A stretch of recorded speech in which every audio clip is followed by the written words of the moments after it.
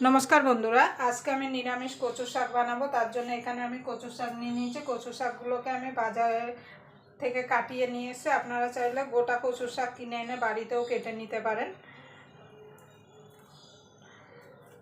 আমি কচু শাকগুলো পরিষ্কার করে ধুয়ে নিয়েছি।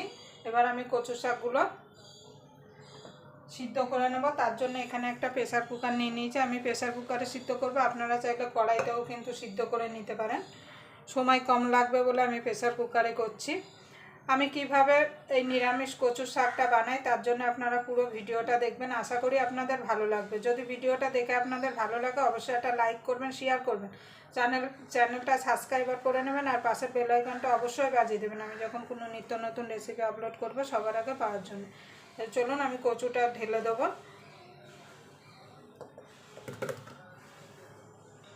এই নিরামিষ কচু শাকটা খেতে কিন্তু দারুণ লাগে। কে কে নিরামিষ কচু শাক খেতে পছন্দ করেন? আর যারা একদমই মাছ মাংস খায় না তাদের জন্য তো খুবই ভালো।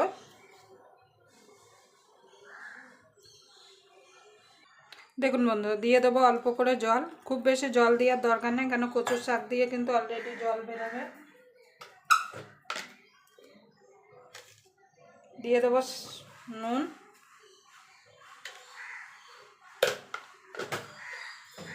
এবার ঢাকা দিয়ে এটাকে আমি একটা সিটি মেরে নেব। আপনাদের প্রেসার কুকার বুঝে আপনারা সিটি মারবেন। দেখুন বন্ধুরা, কচুটা সিদ্ধ হয়ে গেছে। আমি প্রেসার কুকার ঠান্ডা হয়ে গেছিলো, কচুটা আমি জল ঝরিয়ে নিয়েছি। এবার আমি রান্নায় চলে যাব। দেখুন বন্ধুরা, কড়াই হয়ে গেছে, কড়াইতে তেল দিয়ে দিয়েছি। ফোড়নে দিয়ে দেবো দুটো শুকনো লঙ্কা, দুটো তেজপাতা আর দিয়ে দেবো 5 ফোড়ন।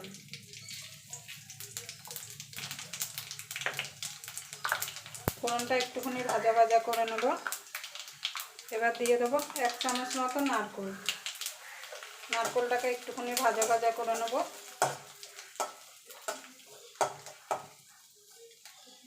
এই কচু শাকটা বানানো কিন্তু খুবই সোজা, কোনো মশলাপাতি লাগে না, একদম কম মশলায় হয়ে যায়। এবার দিয়ে দেবো কচুর শাকটা। কচুর শাকটা দিয়ে মিনিটখানেক একটুখানি নাড়াচাড়া করে নেব।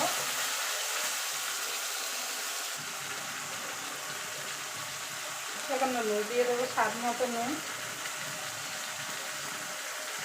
কারণ সিদ্ধ করার সময় কিন্তু নুন দেওয়া হয়েছিল, সেই দিয়ে এখানে নুনটা দিতে হবে।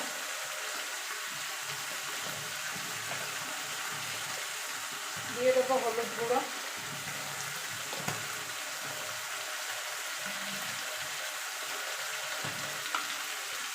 দিয়ে দেবো চিনি। এই কচুটা কিন্তু গ্যাস বাড়িয়ে কিন্তু রান্না করতে হবে, না হলে কিন্তু যদি গ্যাস কমিয়ে রান্না করেন তাহলে কিন্তু জল বেরিয়ে যাবে। এবার ঢাকা দিয়ে এটাকে আমি রান্না করে নেব যতক্ষণ জল না শুকিয়ে যাচ্ছে। এর মধ্যে আমি আর অন্য কিছু দেবো না, আমি আর নারকেল দেবো না। আমি 1 চামচ নারকেলও দিয়েছি, আপনারা চাইলে পরে আর একটু নারকেল দিতে পারেন। আমি ছোলাটা খালি দেবো একটু পরে। দেখুন বন্ধুরা, দিয়ে দেবো ছোলা। কাল রাতে আমি ছোলা ভিজিয়ে রেখেছিলাম, সেটাকে আমি একটু প্রেসার কুকারে সিদ্ধ করে নিয়েছি। আর দিয়ে দেবো কাঁচা লঙ্কা চেরা। ঝালটা আপনাদের স্বাদ মতো দেবেন, যে যেমন ঝাল খেতে পছন্দ করেন। আমি আর এর মধ্যে নারকেল দেবো না, আপনারা চাইলে দিতে পারেন। এবার এটাকে আর একটু শুকিয়ে নেব। গ্যাসটা কিন্তু জোরেই রাখতে হবে, না হলে কিন্তু কচু থেকে জল বেরিয়ে যাবে, অনেক সময় লাগবে শুকাতে।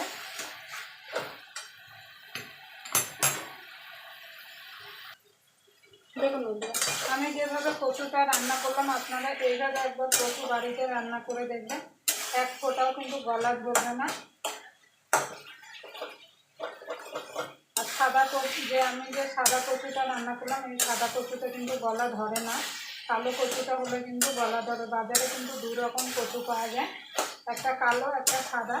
সাদা কচুটা কিন্তু গলাটা একদমই ধরে না, কালো কচুটা গলা ধরার ভয় থাকে। যদি আপনারা কালো কচু বাড়িতে রান্না করেন তাহলে অবশ্যই কচু সিদ্ধ করার সময় একটুখানি তেঁতুল দিয়ে দেবেন, তাহলে দেখবেন গলা ধরবে না।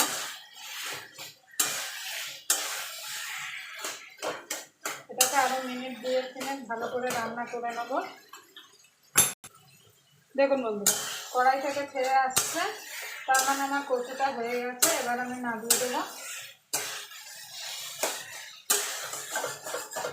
আমি অল্প মিষ্টি দিয়েছি, আপনারা চাইলে কিন্তু আরেকটু মিষ্টি দিতে পারেন।